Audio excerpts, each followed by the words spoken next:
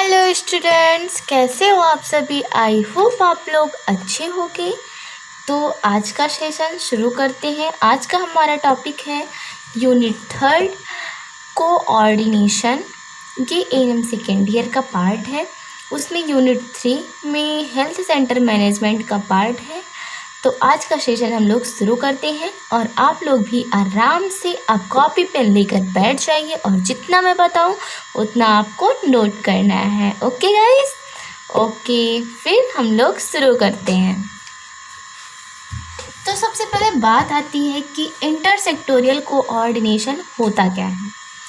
तो इंटरसेक्टोरियल कोऑर्डिनेशन जो होता है वो विभिन्न क्षेत्रों या विभागों की समान गतिविधियों में सहयोग के साथ साथ प्रयास करना ताकि तुलनात्मक स्तर पर और अधिक सटीक वांछनीय परिणाम प्राप्त किए जा सके। इसे ही हम क्या कहते हैं, इंटरसेक्टोरियल कोऑर्डिनेशन। बात करते हैं कि समाज के लोगों के बीच समाज में सामंजस्य स्थापित करने के लिए इंटरसेक्टोरियल कोऑर्डिनेशन एक ऐसी प्रक्रिया है जिसमें लोगों के आचरण में बदलाव लाया जा सकता है। इंटरसेक्टोरियल कोऑर्डिनेशन का मतलब ये है कि सामंजस्य स्थापित करना, अंतर क्षेत्रीय में तालमेल करवाना। कोऑर्डिनेशन का मतलब तालमेल या फिर समन्वय कह सकते हैं, और इंटरसेक्टोरियल का मतलब होता है कि अंतर क्षेत्रीय। तो इसके माध्यम से लोगों के जितने भी कम्युनिटी में लोग होते हैं उनकी आचरण में किस तरीके से प्रयोग लाया जा सकता है उसको हम देखते हैं। इंटरसेक्टोरियल कोऑर्डिनेशन का मतलब ही होता है कि लोगों के आचरण में बदलाव लाना और लोगों के बीच में सामंजस्य स्थापित करना। स्वास्थ्य कार्यकर्ता सामंजस्य स्थापित करने के लिए समाज के लोगों का मार्गदर्शन करती है, अतः स्वास्थ्य कार्यकर्ता का योगदान महत्वपूर्ण होता है। ये जो होता है एक स्वास्थ्य कार्यकर्ता के द्वारा ही किया जाता है, लोगों के मध्य में सामंजस्य स्थापित करना। अब हम इसके जो प्रिंसिपल्स होते हैं उनको हम देखते हैं कि प्रिंसिपल इंटरसेक्टोरियल कोऑर्डिनेशन के प्रिंसिपल क्या होते हैं। प्रिंसिपल्स, ठीक है। अब हम बात करते हैं कि इसके प्रिंसिपल्स क्या होते हैं।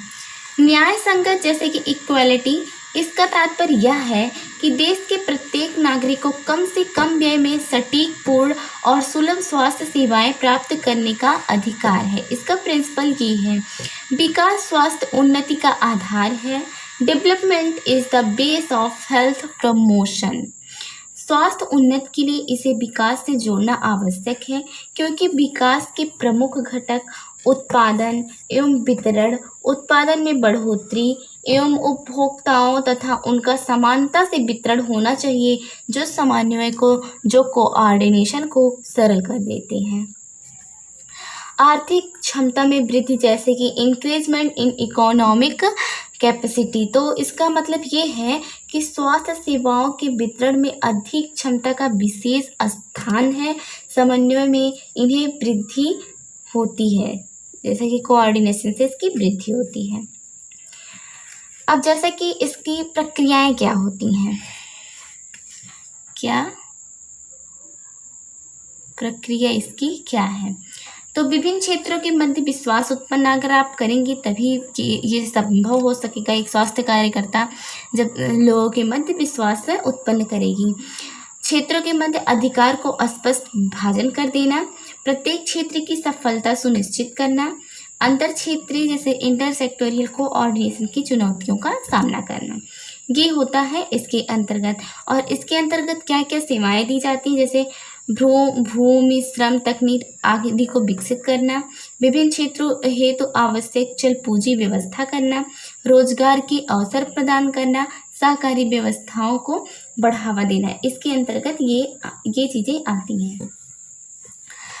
अब हम देखते हैं समाज के में स्वास्थ्य कार्यकर्ता को निम्न संगठनों के साथ कार्य करना पड़ता है। तो जैसे कि इसको स्थापित करने के लिए, एक इंटरसेक्टोरियल कोऑर्डिनेशन को स्थापित करने के लिए समाज में जो स्वास्थ्य कार्यकर्ताएं होती हैं उनको निम्न संगठन के साथ कार्य करना पड़ता है, जैसे कि ग्रामीण पंचायत, महिला संगठन, स्कूल शिक्षा, आशा और सभा। गांव में अधिक से अधिक लोगों को सेवाएं उपलब्ध करने के लिए स्वास्थ्य कार्यकर्ता को निम्नलिखित घटकों के साथ सामंजस्य स्थापित करना पड़ता है। जैसे गांव में जब वो सेवाएं जो उपलब्ध करवाएंगी तो उसके लिए उनको गांव के लोगों से संपर्क में रहना पड़ेगा।